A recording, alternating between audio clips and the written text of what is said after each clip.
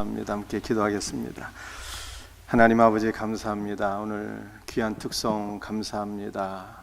오늘 주의 성령께서 이곳에 임재하셔서 부정한 종을 통해서 한없는 주의 은혜와 생명으로 능력으로 역사하시고 충만한 은혜로 채워 주옵소서. 감사하며 주 예수 그리스도의 이름으로 기도드립니다.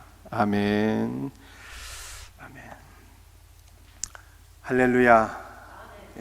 에베소서 1장 23절 또 골로새서 1장 19절 말씀을 보게 되면 우리 사중의 충만이 나와 있습니다. 아버지 안에 모든 충만이 있죠. 근데 아버지의 충만을 성자 예수 그리스도께 부어 주셨어요. 예수 그리스도 안에 아버지의 모든 은혜와 생명과 충만함이 다 있습니다. 그래서 우리는 예수 그리스도 안에서 아버지의 능력과 생명과 은혜를 경험하게 되는 것이고요, 아들 안에서 살아계신 하나님 아버지를 만나게 될 것을 믿으시기를 바랍니다. 그리고 예수 그리스도께서는 예수 안에 있는 모든 충만을 교회에 부어주셨어요. 이게 세 번째 충만이에요. 근데 제가 성경을 읽다가 참 놀라운 것을 발견했어요. 여러분들 뭐가 놀라울까요? 놀라운 것은요, 예수 그리스도께서 교회를 충만하게 하셨는데 이것이 과거형으로 다 돼 있어요. 이미 다 충만하게 하셨대요. 이미 다 충만하게 하신 거예요. 여러분들 오늘 우리는 이 믿음으로 살아야 되는 것입니다. 예수께서 교회를 나를 충만하게 하셨다. 이 믿음으로 사셔야 돼요. 여러분들 제가 성경을 보니까 다 그렇게 나와 있더라고요. 에베소 1장 10절 말씀, 하늘에 있는 것이나 땅에 있는 것이나 그리스도 안에서 통일되게 하려 하심이라. 근데 이게 통일되게 하셨다는 뜻이에요. 통일이라는 것이 무엇입니까? 아담이 우리에게 물려준 모든 죄와 허물, 모든 부정적인 부채는 예수께서 종결 끝내셨고 예수 안에 있는 모든 충만함으로 채우셨다는 거예요. 예수 안에 있는 모든 은혜와 생명으로 우리를 충만하게 채우셔서 예수 그리스도와 하나 연합되게 하셨다. 이런 말. 이미 다 충만하게 채우셨대요. 골로새서 1장 20절 말씀, 십자가 피로 화평을 이루셨고 화목되게 하셨다는 거예요. 우리의 모든 죄와 저주는 예수께로 가져갔고 예수 안에 있는 모든 은혜와 생명과 능력과 분질이 다 우리에게로 부어지게 되었다. 이미 충만하게 하셨대요. 이미. 놀라운 말씀이에요. 갈라디아 2장 20절, 이제 내가 육체 가운데 사는 것은 나를 사랑하사 나를 위하여 자기 자신을 버리신 것이 아니라 자기 자신을 내어주신, 충만하게 우리에게 부어주신 하나님의 아들을 믿는 믿음 안에서 사는 것이라. 이미 충만하게 다 주셨대요. 여러분들 예수께서 충만한 은혜와 생명을 부어주신 것으로 믿으시고 믿음으로 사는 성도들이 되시기를 바랍니다. 그렇다면 우리가 질문하게 되죠. 아니 나는 아직 충만하지도 않은데요. 여러분들 우리 예수 그리스도는요, 시간 너머에 계신 영원하신 하나님이시잖아요. 그 영원하신 하나님께서 우리를 이미 다 충만한 은혜로 채우셨는데 우리는 시간 안에 사는 연약한 존재예요. 그래서 우리는 시간 안에서, 제가 지난주에 경건주의를 말씀드렸는데 경건이 근엄하고 엄숙한 것이 아니라 내 안에 예수 그리스도에 대한 믿음과 사랑이 경험되어지는 것을 말하는데, 내 안에 예수 그리스도의 믿음과 사랑이 어떻게 경험되어지나요? 경건주의에서 두 가지를 강조했는데 말씀이잖아요. 믿음은 들음에서 나며 들음은 그리스도의 말씀으로 말미암아. 말씀을 강조. 말씀과 기도를 통해서 우리는 주께서 충만하게 하신 이 은혜를 시간 안에서 말씀과 기도로 누리게 되는 거예요. 할렐루야. 여러분들 오늘 이 말씀이 이제 지난주에 이어서 이 말씀을 제가 계속 드리려고 그래요. 오늘 제가 증거하고자 하는 말씀은 청직의 사명이라고 하는 제목이에요. 청직의 사명 두 가지예요. 두 가지. 예수께서 교회를 충만하게 하셨는데 청직이 된 성도는요, 세상을 충만하게 하는 거예요. 이게 청직의 사명이에요. 이게 네 번째 충만이잖아요. 청직의 사명, 예수께서 나를 충만하게 하셨는데 청직의 사명은 주님께서 나에게 맡겨진 영혼들을 충만하게 하는 거예요. 이것이 바로 청직의 사명인 것입니다. 누가복음 16장 5절 말씀을 우리 한번 같이 읽어보겠습니다. 시작. 주인에게 빚진 자를 일일이 불러다가 먼저 온 자에게 이르되 내가 내 주인에게 얼마를 빚졌느냐. 여러분들, 우리 하나님께서 우리의 주인이십니다. 그런데 우리는 우리의 주인 되신 하나님께 평생 갚아도 다 갚을 수 없는 빚을 줬어요. 그 빚은 우리의 머리털보다 더 많은 죄의 빚이에요. 그런데 우리의 모든 부채를 다 탕감해 주신 분이 계신데, 그것이 우리의 청지기 되신 예수 그리스도예요. 예수님께서 우리의 죄악의 부채를 다 갚아주셨어요. 그리고 죄를 탕감해 주시는 이 놀라운 주님의 사역에 우리를 동역자로, 청지기로 불러주셔서 우리를 통해서 죄를 탕감하시는 일을 지금도 하고 계시잖아요. 한 청지기가 주인에게 빚진 자를 불러다가 물어보았습니다. 너는 주인에게 얼마를 빚졌느냐? 물어보니까 한 소작인이 이렇게 답변했어요. 주인에게 기름 100마를 빚졌나이다. 그러니까 주인이 맡겨준 마이너스 통장에서 기름 100마를 마이너스 100을 인출해 쓴 거예요. 그리고 그걸 갚지 못했어요. 기름 100마를 빚졌나이다. 그 청지기가 기름 50마를 탕감해 주었습니다. 빚이 마이너스 100이었는데 이제 50마를 탕감받아서 빚이 마이너스 50이 되었어요. 50이. 또 청지기가 다른 소작인을 불러서 물어보았어요. 너는 주인에게 빚을 얼마나 졌느냐? 예, 주인에게 밀 100석을 빚졌습니다. 이 소작인은요, 주인의 통장에서, 마이너스 통장에서 밀 100석을 꺼내 쓴 거죠. 빚이 마이너스 100이에요. 그런데 청지기가 어떤 일을 해주었습니까? 밀 20석을 탕감해 주었어요. 그래서 이 소장인에게 남은 빚은 마이너스 100에서 20을 탕감받아서 마이너스 80이 되었습니다. 여러분들, 여기서 중요한 것은요, 청지기의 사명이 무엇이냐는 거예요. 청지기의 사명. 청지기의 사명은 여러분들 계속 이 주인에게 빚진 자들을 불러다가 계속 탕감해 주잖아요. 그러면 언젠가는 주인에게 빚진 자들의 그 빚이 0이 될 것입니다. 마이너스 100이었는데 자꾸만 계속 탕감해 주면 0이 되는 거예요. 0이. 그런데 청지기의 사명은 주인에게 빚진 자들의 빚을 다 탕감해 주어서 그들의 빚을 0이 되게 하는 것이 아니라 플러스 100 되게 하는 것. 플러스 100. 플러스 100이 무엇일까요? 그리스도의 은혜와 생명으로 충만하게 되는 것. 플러스 100 되게 하는 것이 청지기의 사명이다, 이 뜻이에요. 그런데 여러분들, 그리스도 예수의 은혜와 생명으로 충만하게 되는 이 놀라운 역사가 우리의 청지기 되시는 예수 그리스도에 의해서 이미 다 이루어졌어요. 여러분들, 예수 그리스도의 십자가는요, 두 가지를 이루셨는데요. 예수 그리스도의 십자가, 첫 번째 그의 죽음이잖아요. 그의 죽음으로 우리의 모든 부채가 0이 되어버렸어요. 아담이 우리에게 물려준 모든 부정적인 부채들, 죄와 허물과 모든 악한 것들이 예수 그리스도의 십자가의 죽음으로 다 탕감이 된 것을 믿으시길 바랍니다. 그러면 우리는 아버지 하나님께 더 이상 갚을 것이 없어요. 다 용서를 받았기 때문에. 그런데 우리의 청지기 되신 예수 그리스도는 우리의 부채를 영으로 끝내시지 않으셨어요.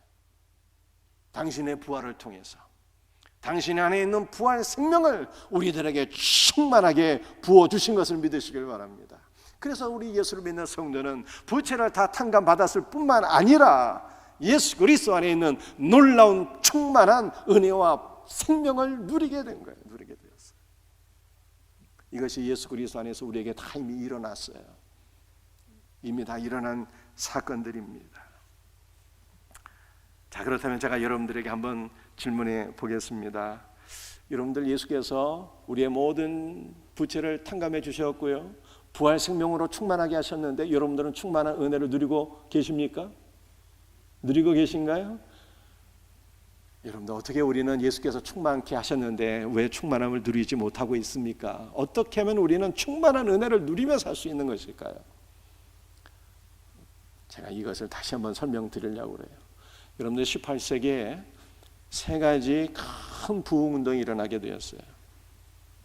미국에서 일어난 1차 대각성 운동이고요, 지난주에 제가 설명드렸던 독일을 비롯한 유럽에서 일어난 경건주의 운동이고요, 근데 세 번째 놀라운 영적인 부흥이 일어나게 되었는데 그것은 존 웨슬리를 중심으로 해서 영국에서 일어난 부흥 운동이었습니다. 제가 존 웨슬리는 전에도 설명드린 기억이 납니다만 여러분, 오늘 말씀과 연결해서 다시 한 번 더 새로운 각도에서 존 웨슬리를 다시 한번 생각해 보았으면 좋겠습니다. 존 웨슬리의 아버지는 영국 국교회 성공회 목사님이었어요. 웨슬리의 어머니는 수잔나였습니다. 18남매를 낳게 되었는데요. 오늘 우리 양강사님 사모님이 드디어 바라고 사모했죠? 넷째를 낳았어요. 얼마나 감사한 일인지 몰라요. 자산의 축복을 받았습니다. 감사합니다. 수잔나는 18남매를 낳았어요. 근데 옛날에는 의술이 다 이렇게 열악했잖아요. 그래서 그 가운데 10명만 생존하게 되었습니다. 근데 수잔나는요, 그 10남매를 본인이 직접 다 양육했어요. 신앙교육부터 시작해서 학교 교육까지 본인이 다 이렇게 아이들 교육을 다 담당했어요. 그리고 이 어머니에게서 훈련받은 이 웨슬레가 나중에 대학을 진학하게 되는데요. 그 유명한 영국의 옥스포드 대학에 진학하게 됩니다. 여러분들 대학 진학하게 되면 공부도 하지만 대학 활동 가운데 빼놓을 수 없는 게 있는데 동아리 활동이 있잖아요. 18세기 대학 생활에도 동아리 활동이 있었습니다. 웨슬레는 가정 형편이 넉넉지 않아서 아르바이트도 하고 공부도 하면서 동아리 활동까지 했는데요. 웨슬리의 동아리 활동은 그 이름이 홀리 클럽이었습니다. 거룩한 클럽. 그 클럽의 멤버가 누구였는가 하면은 존 웨슬리, 그의 동생 찰스 웨슬리, 그리고 18세기 미국에서 1차 대각성 운동을 일으켰던 그 유명한 부흥사 조지 위트필드라고 하는 분이 계신데 그들이 홀리 클럽의 주축이었어요. 이들은 말씀이죠. 홀리 클럽을 형성해서 신앙의 성장을 위해서 무엇이 필요할까를 생각해 보았습니다. 그리고 신앙의 성장을 위해서 필요한 목록들, 리스트를 딱 작성했어요. 그리고 그 목록들을요, 날마다 규칙적으로 실행에 옮겼습니다. 그래서 여기서 생겨난 말이 있는데 무슨 말이 생겨났는가 하면 메소디스트라고 하는 단어가 생겼어요. 메소디스트는 규칙쟁이, 규칙을 중시하는 사람들이다, 이런 뜻이에요. 그렇다면은 여러분들이 규칙쟁이들이 도대체 무슨 규칙을 세웠고 무엇을 신앙에 옮기면서 신앙의 성장을 도모했던 것입니까? 성경 읽기, 기도하기, 전도하기, 착한 일 하기, 이러한 목록들을 작성해서 이것을 날마다 규칙적으로 실행에 옮겼어요. 그런데 제가 성경을 보니까 이 규칙쟁이의 원조는 웨슬리가 아니라 예수님이시더라고요. 놀랍게도 예수님이었어요.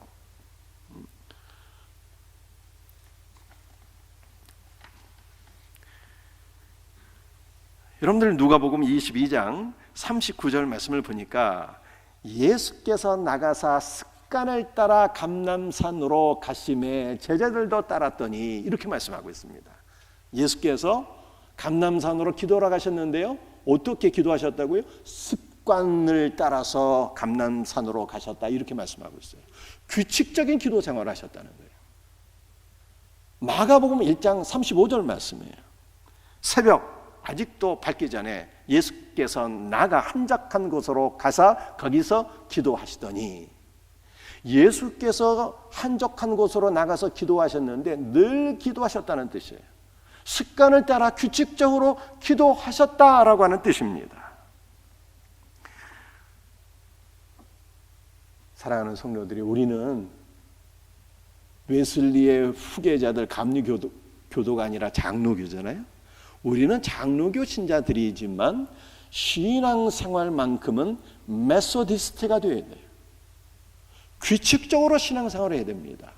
왜 그럴까요? 그것은 우리의 구주 예수께서 규칙적인 신앙생활을 하셨기 때문에 그렇습니다. 여러분들, 우리가 규칙을 따라서 신앙생활을 하게 될 때 신앙이 유지가 되는 거예요. 신앙이 성장하고 자라게 되고 그리스도께서 충만하게 부어주신 은혜를 누리게 되는 것입니다. 영적 성장의 비결이 바로 여기에 있는 거예요. 사랑하는 성도들이요, 제가 여러분에게 질문합니다. 여러분들 규칙적으로 성경 읽기 하고 계신가요? 규칙적으로 기도하셔야 돼요. 규칙적인 예배가 있어야 됩니다. 전도가 있어야 되고요, 봉사가 있어야 되는 것입니다. 물질에도 규칙이 있어야 돼요. 규칙적인 헌신. 여러분들 우리의 삶도 규칙이 있어야 됩니다. 규칙적인 식생활, 규칙적인 운동. 오늘 우리 학생들도 같이 예배를 드리고 있는데요, 규칙적인 공부가 필요한 거죠.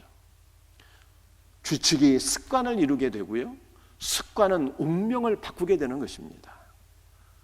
우리 예수님께서 규칙적으로 신앙생활을 했듯이 우리도 규칙적으로 성경 읽고 기도하고 예배를 드리게 될 때 예수께서 영원 차원에서 우리를 이미 다 충만하게 하셨는데, 이것을 우리는 시간 안에서 규칙적인 성경 읽기, 기도하기, 예배 드리기를 통해서 여러분들 충만한 은혜를 누리게 되는 거예요. 이와 같은 은혜가 우리 모든 성도들에게 경험되어지기를 예수 그리스도의 이름으로 축복합니다. 여러분들 웨슬레가 어렸을 때 집에서 화재 사건이 일어났어요. 화재 사건이. 용케도 그 화재 사건에서 다 이렇게 탈출을 했는데 웨슬레만 2층 다락방에 혼자 있어서 빠져나오지를 못했어요. 어린 웨슬레가. 큰 죽음의 위기에 빠지게 됐는데요, 그때 동네 사람들이 다 모여서 사닥다리가 없으니까 인간 사다리를 만들었어. 어깨 위에 사람이 올라가고 또 어깨 위에 사람이 올라가고 인간 사다리를 만들어서 여러분들 그 2층 다락방에 홀로 불길 가운데 화마 가운데 휩싸여 있는 웨슬리를 끄집어내서 웨슬리가 간신히 살아나게 되었습니다. 이 사건을 통해서 수잔나가 그 아들에게 이런 얘기를 했어요. 너는 불 가운데서 꺼낸 막대기이다. 하나님께서 너를 불 가운데에서 구원해 주셨다고 하는 그런 뜻으로 불 가운데서 꺼낸 막대기야, 이런 얘기를 해주었죠. 근데 하나님께서 이 웨슬리를 향하신 정말 놀라운 뜻이 있었는데, 주님의 뜻은요, 웨슬리가 단순히 불 가운데서 구원받는 것이 아니었습니다. 하나님께서는 웨슬리를 불 막대기로 사용하기를 원하셨어요. 그가 가는 곳마다 성령의 불이 붙었고 위대한 부흥의 일꾼으로 하나님께서 웨슬리를 사용하신 것입니다. 그런데 처음부터 웨슬리가 그렇게 하나님의 불막대기로 충만한 은혜를 끼친 것이 아니었어요. 처음에는 처절한 실패를 맛보았습니다. 웨슬리가 옥스포드 대학을 졸업하고 나서 대서양 건너서 미국의 13번째 주인 그 조지아 주로 목회자로 부름받아 사역을 하게 되었는데요, 그 조지아주에서 한 2년 동안 사역하면서 철저하게 깨지게 되었습니다. 여러분들 조지아의 그 초대 구성 멤버들은요, 그 죄수 또는 빚쟁이들, 쫓기는 사람들, 이런 사람들이었어요. 이렇게 거친 사람들하고 옥스포드를 졸업한 지성적이고 젊은 웨슬리는 서로 맞지를 않았어요. 더군다나 이 웨슬리가 신방해야 될 이 사역지가 그 신방, 그의 목회 바운데리가 말씀이죠, 300km나 되었어요. 차도 없는 시절에 말 타고 300km를 신방하려니까 너무너무 힘들었던 거예요. 그리고 웨슬리가 아직 미혼이었었는데 소피아 홉키라고 하는 아가씨와 친밀하게 교제하다가 그만 스캔들에 휩싸여서 나중에는 미국에서요 도망치듯이 빠져나오게 되었습니다. 그의 첫 번 사역은 완전한 실패였어요. 그리고 그가 런던의 올더스 게이트라고 하는 곳에서 성경 공부 모임에 참석을 하게 되었는데요, 그날 저녁에 1738년 5월 24일이었습니다. 그날 저녁에 그 성경 공부 모임에서 루터의 로마서 서문을 읽게 됐는데 심령이 뜨거워지는, 그가 영적으로 회심하게 되는 놀라운 은혜를 경험하게 되었어요. 아니 도대체 루터의 로마서 서문의 핵심 내용은 무엇이었기에 이 존 웨슬리가 그 서문의 내용을 듣고 회심하게 되는 놀라운 역사를 경험하게 된 것입니까? 루터의 로마서 서문의 핵심은 이런 내용입니다. 믿음은 내가 만드는 것이 아니라 그리스도께서 내 안에서 만드시는 것이다. 성경은 그리스도가 우리 안에서 일하신다는 약속이다 라는 내용이었어요. 이 내용을 들으면서 웨슬리는 예수께서 내 안에서 일하시기 때문에 나의 구원을 이루셨다, 내 안에서 일하시는 예수께서 나의 구원을 이루셨다라고 하는 구원의 확신을 비로소 갖게 되었습니다. 그리고 이때 얼마나 엄청난 은혜를 받았든지 그가 이렇게 고백을 합니다. 예수 그리스도의 보혈의 공로는 너무나 위대해서 우리의 죄가 아무리 클지라도 먼지밖에는 안 된다. 이런. 사랑하는 성도들, 여러분의 죄가 스스로 생각할 때 너무 크다. 나의 죄를 어찌 내가 감당할 수 있을까? 이렇게 혹시 생각하시는 분들이 있습니까? 걱정하지 마세요. 예수 그리스도의 보혈의 공로는 너무 위대해서 내 죄가 아무리 크다 할지라도 먼지밖에는 안 된다는 거예요. 먼지밖에는. 그 놀라운 보혈의 공로를 경험한 웨슬리가 주 예수여, 주 예수여, 주 예수여. 내 입에서는 주 예수여 이 고백이 그치지 않았다. 이렇게 고백을 한 것입니다. 이 놀라운 은혜를 경험한 이 웨슬레가 그때부터 전 세계를 말타고 순회 전도를 하고 노상에서 설교를 하게 되는데요, 하나님께서 그를 불막대기로 사용하셔서 그가 말씀을 전할 때마다 성령의 불이 붙었고 수많은 사람들이 예수를 믿어 회심하고 그들의 삶이 변화되는 놀라운 부흥의 역사가 일어난 것입니다. 여러분들, 우리는 영혼과 시간을 이해를 하셔야 돼요. 우리 예수께서는요, 우리를 이미, 우리 예수님은 시간 넘어 계신 분이시잖아요. 과거와 현재와 미래, 우리의 시간을 뛰어넘는 영원 차원에 계신 우리 예수님이에요. 시간을 넘어 계신 예수께서는 이미 영원 차원에서 우리를 다 충만하게 하신 거예요. 그러나 우리는 시간의 제약 가운데 있는 연약한 존재들이기 때문에 그리스도께서 우리에게 허락하신, 이미 베풀어 주신 충만함을 누려야 되는데 어떻게 누릴 수 있다고요? 규칙적인 성경 읽기, 기도하기, 예배드리기, 전도하기, 규칙적인 신앙생활을 통해서 충만한 은혜를 누리는 것입니다. 사랑하는 성도들이요, 우리 예수께서는 우리를 충만하게 하셨을 뿐만 아니라 우리의 사역을 통해서 우리에게 맡겨주신 영혼들을 다 충만하게 하셨어입니다. 그러나 우리는 시간 안에 있는 연약한 존재들이기 때문에 처음에는 다 실패를 맛보고 좌절하고 절망하고 쓰러지고 자빠지고 다 하다가 그 다음에 주님께서 우리를 통해서 우리가 전적으로 주님을 의지하게 될 때, 우리 안에서 일하시는 주님을 바라보게 될 때 주님께서 시간 안에서 우리를 통해서 우리에게 맡겨주신 영혼들을 다 충만하게 하시는 거예요. 사랑하는 성도들이요, 오늘 우리 가정의 달, 우리 마지막 주잖아요. 5월 마지막 주인데 이것을 우리의 가정에 적용하셔야 돼요. 믿음으로 적용하세요. 즉 우리 가정을 바라보게 될 때 하나님께서 나에게 맡겨주신 영혼들이 있잖아요. 나의 배우자도 있고 또 나의 자녀들도 있고, 그런데 이들이 전혀 충만하지를 않아요. 눈에 보이는 것은 다 이 먹구름뿐이 없어요. 절망뿐이야. 그럴지라도 우리는 믿음으로 적용하셔야 돼요. 지금은 쓰러지고 넘어지고 실패하지만 주님께서 이미 충만하게 하셨기 때문에 우리 안에서 일하시는 주님을 내가 더욱더 바라보고 의지하고 신뢰할 때 주님께서 시간 안에서 이미 충만하게 하신 것을 이루시고 내 자녀들, 우리의 가정 다 충만하게 세워주실 것을 믿습니다. 우리의 가정을 충만하게 세워주시고 우리의 셀을 충만하게 세워주시고 하나님께서 나에게 맡겨주신 모든 영혼들 다 충만하게 세워주실 것을 믿습니다. 이 믿음으로 사명 감당하는 성도들 되시기를 예수 그리스도의 이름으로 축복합니다. 할렐루야.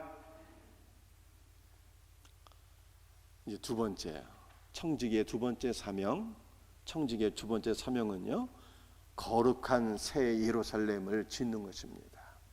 하나님께서 나에게 맡겨주신 영혼들을 거룩한 새 예루살렘으로 지어가는 거예요. 누가복음 16장 9절 말씀 우리 한번 같이 읽어보겠어요. 함께 읽습니다. 내가 너희에게 말하노니 불의의 제물로 친구를 사귀라. 그리하면 그 제물이 없어질 때에 그들이 너희를 영조할 처소로 영접하리라. 예수님께서 이렇게 말씀하셨어요. 불의한 제물로 친구를 사귀라. 이 무슨 뜻일까요? 도둑질하고 훔친 물건으로 친구를 사귀라 이런 뜻으로 이해하면 절대로 안 되고요. 여러분들 불의한 재물이라고 하는 것은 세속의 재물, 여러분들이 늘 사용하고 계시는 돈을 의미하는 것입니다. 그런데 그 돈으로 친구를 사귀라고 말씀하고 계세요. 여러분들 우리의 참된 친구가 계신데 그분은 누구일까요? 잠언서 말씀을 읽어보게 되면 우리의 진정한 친구 예수 그리스도시잖아요. 예수님은 우리의 진정한 친구예요. 그래 우리의 돈이 주님을 만나야 되고요. 우리의 돈이 주님을 만나서 그리스도의 제물이 되어야 돼요. 그리고 주님의 제물로서 하나님께서 나에게 맡겨주신 친구들, 영혼들을 사귀고 섬기고 구제하라 이 뜻이에요. 세속의 제물로 너희의 친구를 사귀고 섬기고 구제하라 이런 뜻입니다. 그리하면 그들이 너희를 영주할 처소로 영원히 거주할 처소 하나님의 나라로 너희를 영접하리라 이렇게 말씀하신 것입니다. 여러분들 이 누가복음 16장 9절 말씀을 통해서 우리가 한 가지 질문을 할 필요성이 있겠습니다. 그것은 무엇일까요? 아니 돈으로 구제하게 되면 영원한 하나님의 나라에 들어갈 수 있는 것입니까? 구원받을 수 있나요? 돈으로 구제하면? 여러분 어떻게 생각하세요? 절대로 그런 것이 아니잖아요. 기독교 복음은. 그렇죠? 여러분들 돈으로 구제할 때 무슨 역사가 일어나게 됩니까? 돈으로 구제하게 되면 그때 이 물질의 구조가 통로가 되어서 그리스도의 복음이 흘러가고 그리스도의 은혜와 생명이 흘러가게 되는 것입니다. 그래서 예수 그리스도의 그 복음과 은혜와 생명을 경험한 자들이 구원받아서 영원한 하나님의 나라에 들어가게 되는 거예요. 우리가 물질로 구제한 자들이 그 물질의 구제를 통해서 예수 그리스도의 사랑과 은혜를 경험하면 구원받는다 이 뜻입니다. 그리고 그들이 하나님의 나라에 들어가서 이후에 우리가 천국 영원한 하나님의 나라에 들어가게 될 때 그들이 우리를 영접한다는 거예요. 그들이 여러분들 이것은 마치 무엇과 같은 거 하면요, 우리 요한 3서 말씀을 보게 되면 가이오 장로님이 나오는데 이 가이오 장로님 얘기도 제가 해드렸잖아요. 이 장로님이 물질로 가난한 사람들을 많이 구제하고 섬겼습니다. 그런데 이 가이오 장로님의 사랑을 받은 분들이요 온 교회 앞에서 가이오 장로님의 사랑을 증언했잖아요.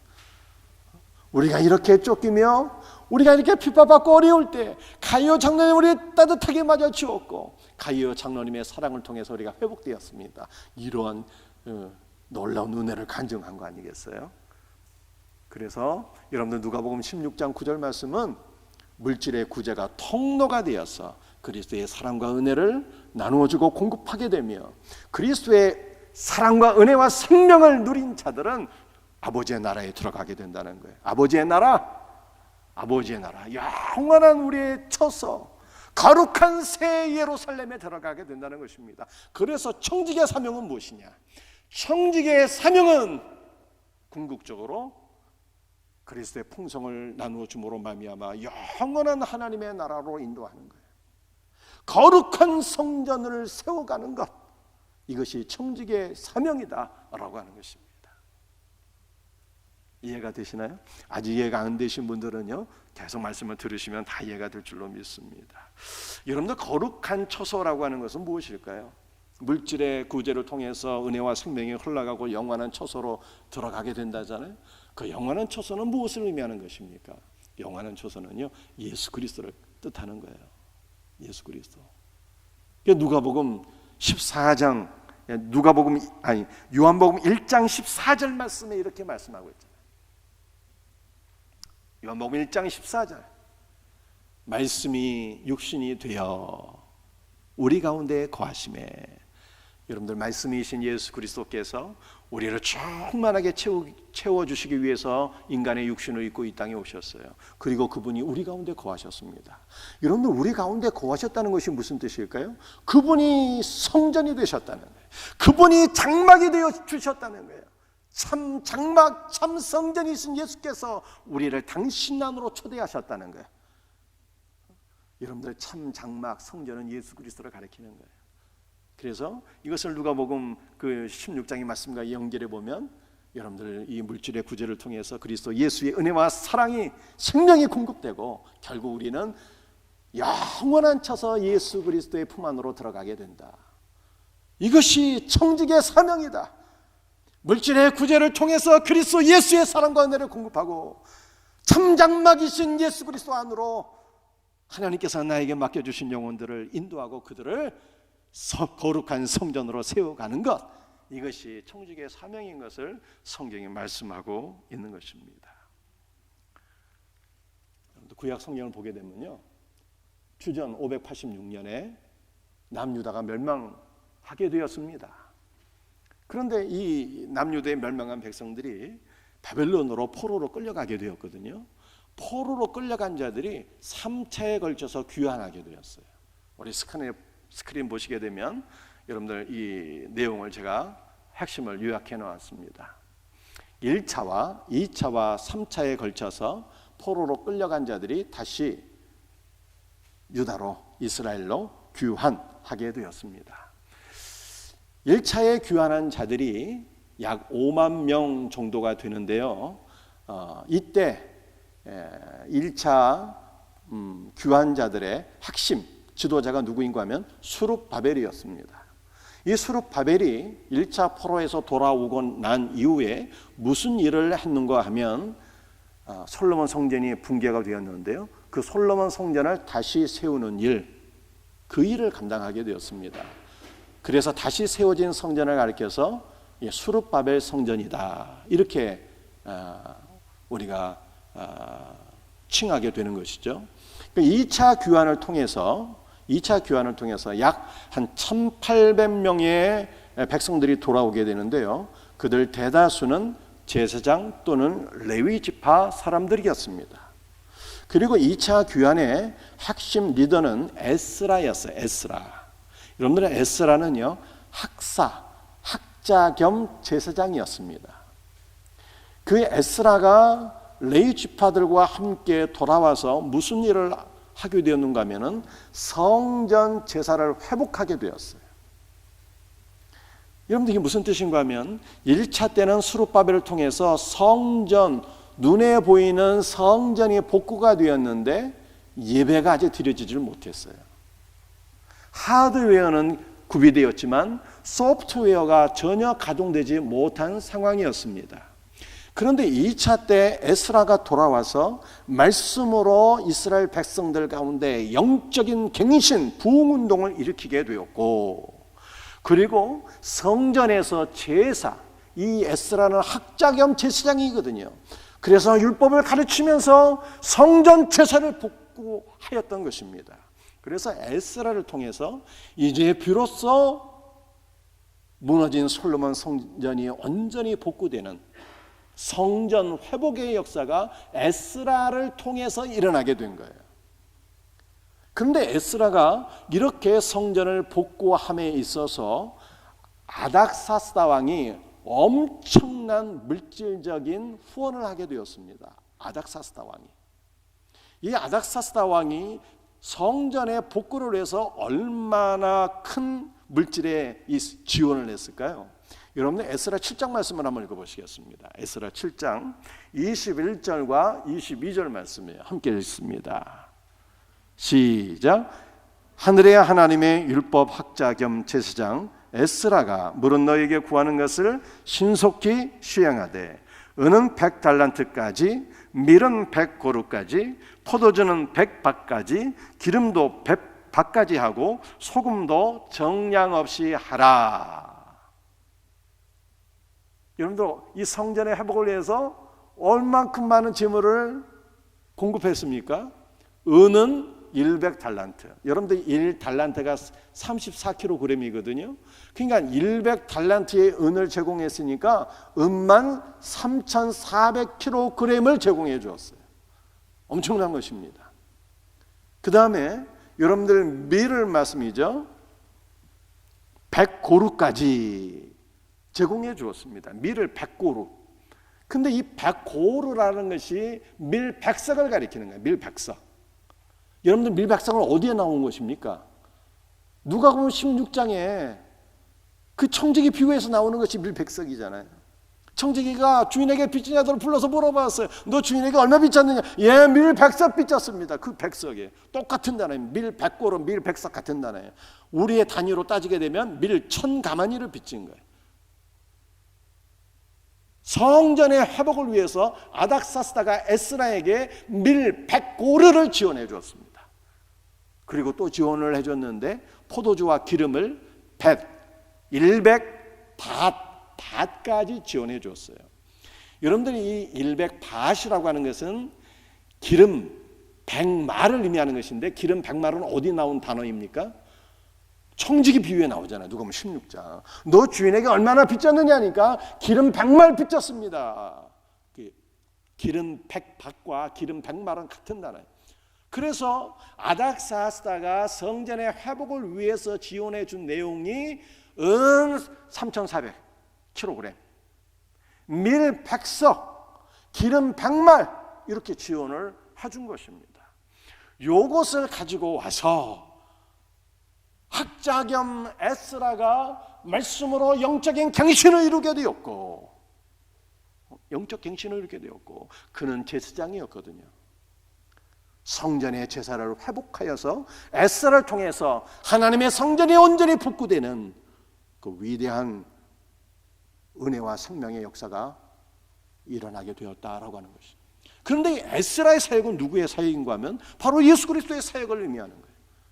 우리 예수께서 밀 100석, 기름 100말로 예표되는 예수 그리스도의 충만한 은혜와 생명을 우리에게 공급해 주심으로 말미암아 우리가 하나님의 성전 되었다는 거예요. 하나님의 성전. 여러분들, 이 에스라의 사역은 또한 예수 그리스도의 청직이 된 우리 성도들의 사명이다 이 말이에요.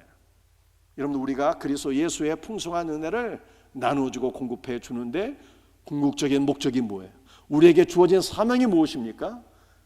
인밀 100석과 기름 100마를 우리가 나눠주고 공급해 줌으로 말미암아 하나님께서 우리에게 맡겨주신 영혼들을 거룩한 성전 새 예루살렘으로 세워나가는 것이에요. 이것이 하나님께서 오늘 우리 모든 성도들에게 맡겨주신 사명인 것을 믿으시기를 바랍니다. 거룩한 성전으로 세우는 거예요. 거룩한 성전.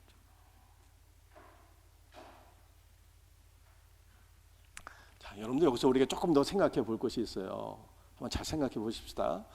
자, 우리의 사명은 하나님께서 우리에게 맡겨주신 영혼들을 거룩한 성전으로 세우는 것인데요, 그때 사용하는 재료가 있잖아요. 뭐가 있어야 돼요? 밀 100석, 기름 100밭, 기름 100말.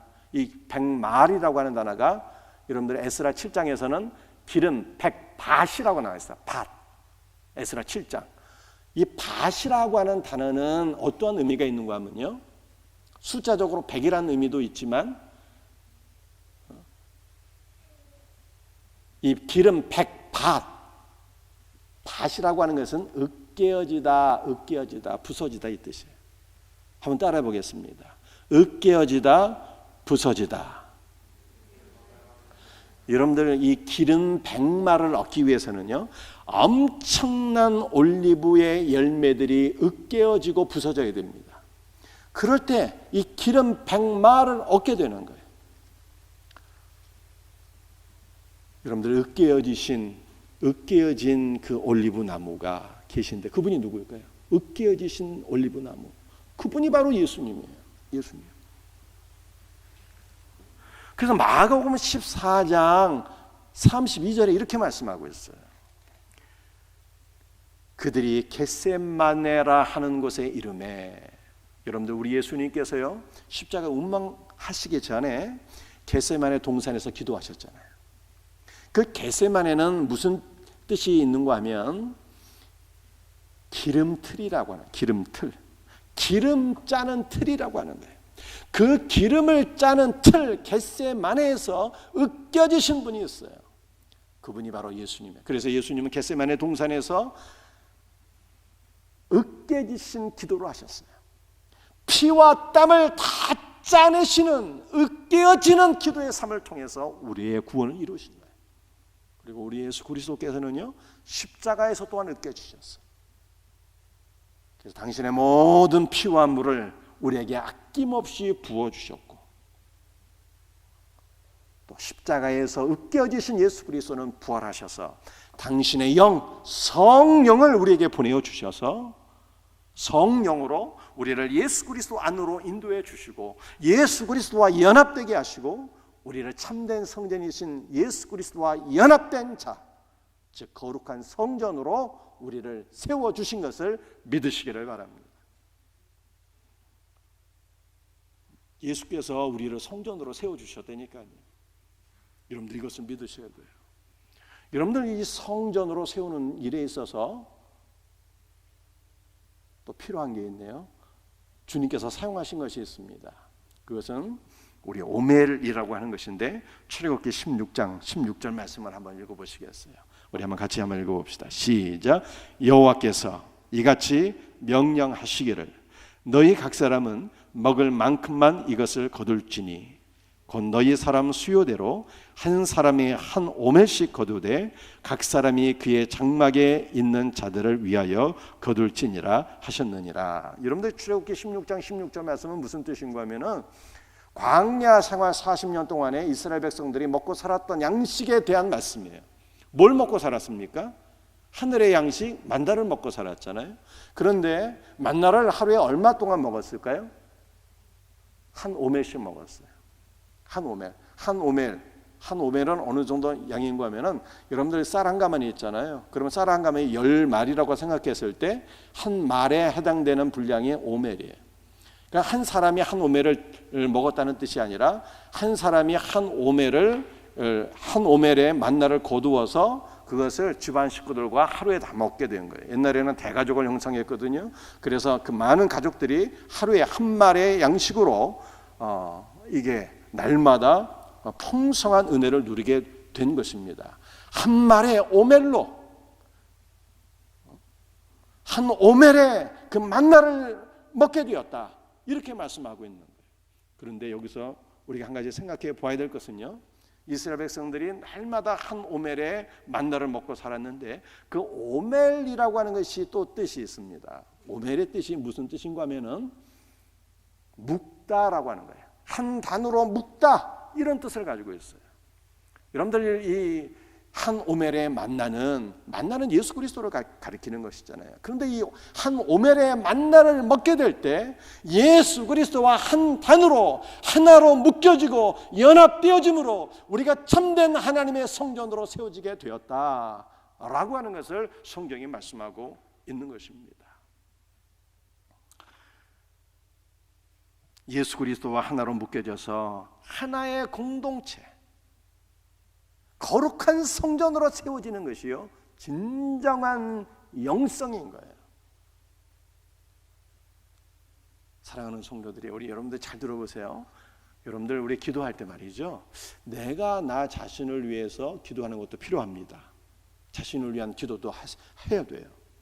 그러나 이거보다 더 좋은 기도가 있는데 이거보다 더 좋은 기도는 하나님께서 나에게 맡겨주신 영혼들을 위해서 기도하는 거예요. 내가 으깨져서 나의 모든 피와 땀을 모든 진액을 다 짜내는 겟세마네 동산의 그 기도를 통해서 하나님께서 나에게 맡겨주신 영혼들을 참된 성전으로 세워가는 것. 참 복된 기도이죠. 우리 주님의 기도. 그런데 이거보다 더 중요하고 복된 기도가 있네요. 그것은 우리가 예수 그리스도와 하나로 엮여지고 또 우리가 예수 그리스도 안에서 함께 서로 모여서 같이 합심으로 기도하는 거예요. 합심으로.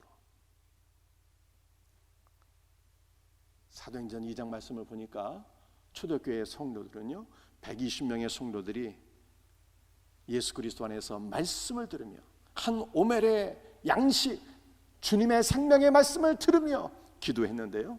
그때 하나님의 성령으로 충만하게 부어짐으로 말미암아 하나님의 공동체 교회를 이루게 되었잖아요. 여러분들 함께 말씀을 듣고 함께 기도하는 것이 중요한 거예요. 그때 하나된 공동체 하나님이 기뻐하시는 교회를 세우게 되는 것이며 여러분들 이것이 진정한 영성인 것입니다. 여러분들 우리가 함께 예배를 드림이 굉장히 중요해요. 여러분들 코로나 시대 온라인 예배 잠시 필요하겠습니다. 그러나 그것은 임시적으로 필요한 것입니다. 여러분들, 우리가 예배를 드릴 때요, 한 오멜, 생명의 양식 되시는 예수 그리스도를 먹어야 돼요. 주님의 말씀을 듣고 주님과 오멜 한 탄으로 묶여져야 돼요. 그리고 우리가 예수 그리스도 안에서 우리가 하나로, 하나의 공동체로 묶여져야 되는 것입니다. 함께 찬송하며, 함께 기도하며, 함께 봉사하며, 우리의 모든 예배를 통해서 우리가 하나로 묶여져서 거룩한 공동체로 세워지는 것, 이것이 주님의 사역이고 이것이 우리가 이루어야 될 사명이며 이것이 하나님께서 기뻐하시는 참된 영성이다. 이렇게 성경은 말씀하고 있는 것입니다. 여러분들, 오늘 우리가 마지막으로 우리 살펴볼 말씀이 있는데요, 우리 에베소 4장 16절 말씀입니다. 에베소 4장 16절 우리 한번 같이 읽도록 합니다. 시작.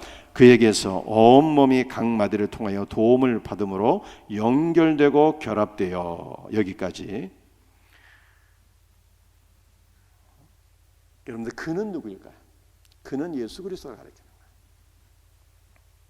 그에게서 온몸이 각 마디를 통하여 도움을 받는. 각 마디는 무엇을 의미할까요? 여러분들, 이 교부들은요, 이 각 마디를 성령으로 이해를 했어요.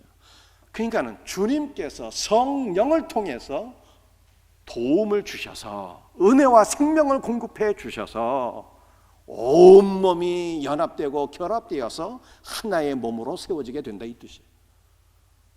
여러분들, 그리스도의 사역은요, 성령을 통해서 풍성한 은혜와 생명을 공급해 주셔서 하나의 거룩한 공동체 성전을 이루시는 거예요.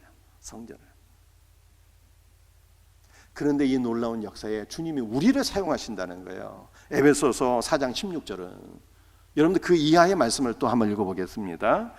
각 지체의 분량대로, 거기서부터 다시 읽습니다. 시작. 각 지체의 분량대로 역사하여 그 몸을 자라게 하며 사랑 안에서 스스로 세우느니라. 각 지체의 분량은 무엇을 의미하는 것입니까?